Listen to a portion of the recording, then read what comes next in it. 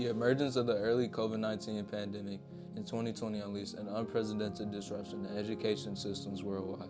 The aftermath of the crisis on education was difficult, challenging traditional teaching methods, aggravating existing inequalities, and prompting a rapid shift towards remote and hybrid learning models. From classrooms to kitchen tables, the pandemic forced educators, students, and policymakers to navigate the uncharted territory, reshaping the landscape of education as we know it. In the eyes of a student from a middle-class family, education through remote learning was accessible. But in the eyes of a low-income family student, things are the total opposite. Such things could consist of no Wi-Fi, no ownership to a laptop or electronic device, or a poor learning environment due to parents not being at home to help their kids. All these things play an important role in the pandemic and how it faced systemic issues as well. My name is Braden Green, and this is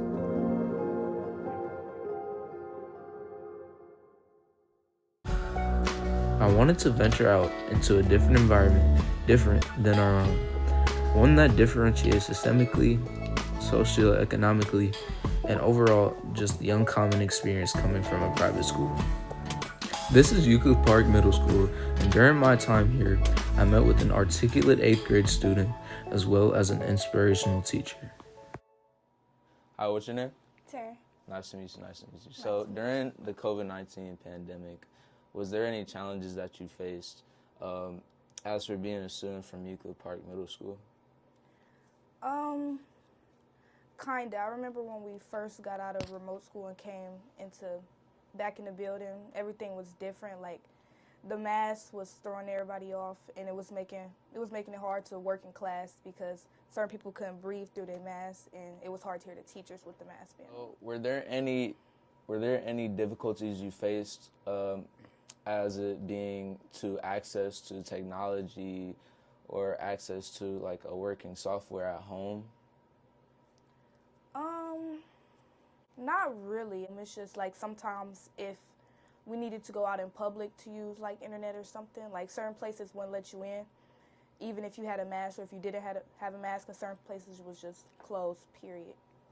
Okay.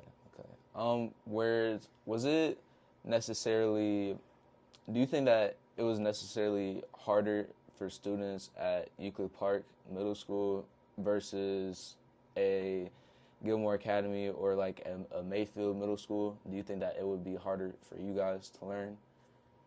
I don't think so. I think like because if you hear when you heard a lot of other stories on like the news and stuff, other schools, I think our school, like, we had some tough times, but I think other schools definitely had it a lot worse than us. Do you think that Euclid Park Middle School did like a good job with educating you guys from a distance? And when you guys like had to go home, did they send you home with like packets or like learning tools to, stuff like that? Well, sometimes they did, and then sometimes the teachers would try to contact the parents, but most of the time it's just like you go home and then just don't come back to the school until you got that negative test. And do you think that affected like the grades of students most definitely, or? I think it affected everybody a little bit because knowing, like, you never know when you can go to a hospital to get the COVID test. So it's like you could be at home for up to a day to like a week. You would never know, and like missing out on all that material is definitely going to affect your grade because when you come back to school, they will be like accelerated a lot higher than where you at because you wasn't at school to get the information you needed. Hi, how you doing? What's your name? Miss Pittman Scott. Nice to meet you. So for the first question, did Euclid Park Middle School provide any alternative methods for learning during the pandemic and, considering the lack of access to technology? Yes, we had virtual learning where kids actually were given a laptop. Everybody in the school had access to a laptop, and teachers taught virtually. Okay. How did the community support the education during COVID-19, given the technology limitations? I'm going to say I don't feel like there was enough support. And I can say that because, being a teacher, teaching virtually, a lot of times the kids didn't get on their scheduled times. They didn't do the work. They just wasn't present. I definitely feel like COVID and kids learning virtually and being absent from the virtual classroom continues to have an impact this day because there's gaps.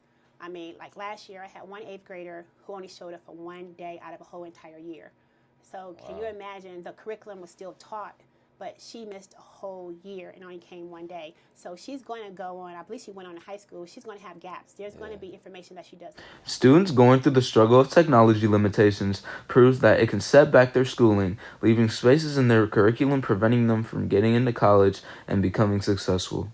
Although Taryn had access to a device, according to the U.S. Census, 35% of Cleveland residents do not have at-home access to the internet to begin with.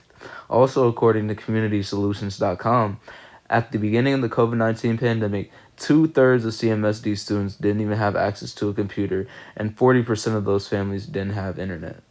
Now, I will be interviewing my two friends, Aaron and Sophia, to get the shifting experience of coming from a public school to a private school, and how the accessibilities of a private school show that inequity exists within our school systems. Hi, what's your name? My name is Aaron McCarter. And what school did you transfer to? So I currently go to Gilmore Academy, but I transferred from Bedford High School. And during that time, when you were a freshman, correct? Yeah. So during that time, COVID was going on. Could you describe that experience for us, please? So it really started in 8th grade, or 7th grade, I should say. It was like halfway through 7th grade. So everybody had the little 2 weeks. We were off, and then we were on online school after spring break. And it was okay at first. Like, the teachers would get on Zoom, they would talk, give us our assignments. But then after a while, I don't know about every other school, but at our school, it was kind of hard because, not everybody just understands the work right away. Like, some people need extra help, and it wasn't provided. So it made it kind of difficult for some students to get stuff done or, get through what they were struggling with in school. So during that time of COVID at Bedford, were the levels of accessibility the same as a school like Mayfield or Gilmore?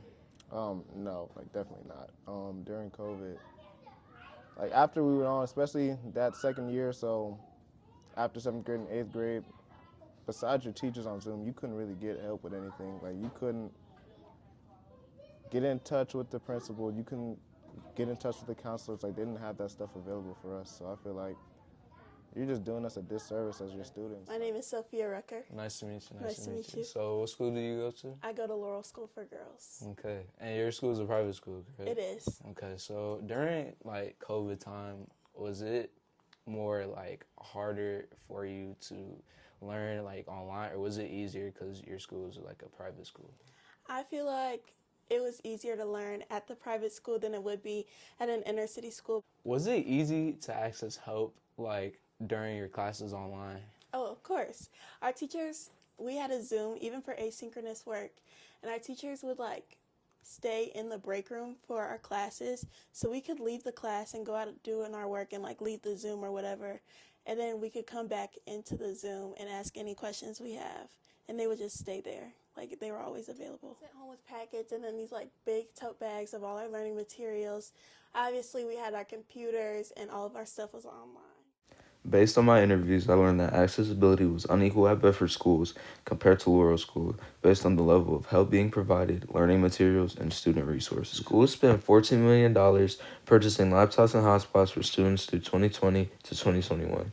In 2017, an analysis conducted by the National Digital Inclusion Alliance found that AT&T, one of Cleveland's internet providers, systemically discriminated against lower-income Cleveland neighborhoods in its deployment of home internet and video technologies over the past decade. Most of those Cleveland neighborhoods contain CMSD schools that are predominantly black, which shows a sign of systemic racism. Now we're going to take them as teachers to learn more about digital redlining and how her experience was as a parent and a teacher during the COVID-19 pandemic. How you doing? I'm doing well, Braden. How are you? I'm great. So, for the first question, how difficult was the COVID-19 pandemic on education for you and your children? Well, I was teaching 6th grade at the same time, so I was trying to negotiate figuring out how to teach my students for part of my day and also balancing staying on top of all 3 of my children at home. We were lucky because we had good internet. We were lucky because we had devices that the kids could use. Mayfield provided devices to each student. So Connor and Marika both were given Chromebooks by the school that they had and could just use. And Freddie was provided an iPad. So first grade and kindergarten at Mayfield use iPads. And that we didn't have the struggle of like knowing that we were going to be able to have them be on every day. So that was all easy enough for us. Yeah, and to build off of that, do you think that the amount of accessibilities are based on socioeconomic status? For sure, that's an impact. So I do know that even though at Mayfield they provide devices for everybody in the schools, not everybody had the internet then to use those devices at home. So our elementary school where our kids went through is the poorest school in the district. We have the highest number of single family homes. Or single parent homes. We have the highest percentage of people on the free and reduced lunch. And it proved to be a problem during this COVID timeframe because those families didn't have internet in their households. So this was something that they had always been able to rely on the school providing and the kids being able to do. And the school would always get very creative for assignments for some of those families. Instead of making them do hours on websites like their math programming, they would send home work packets.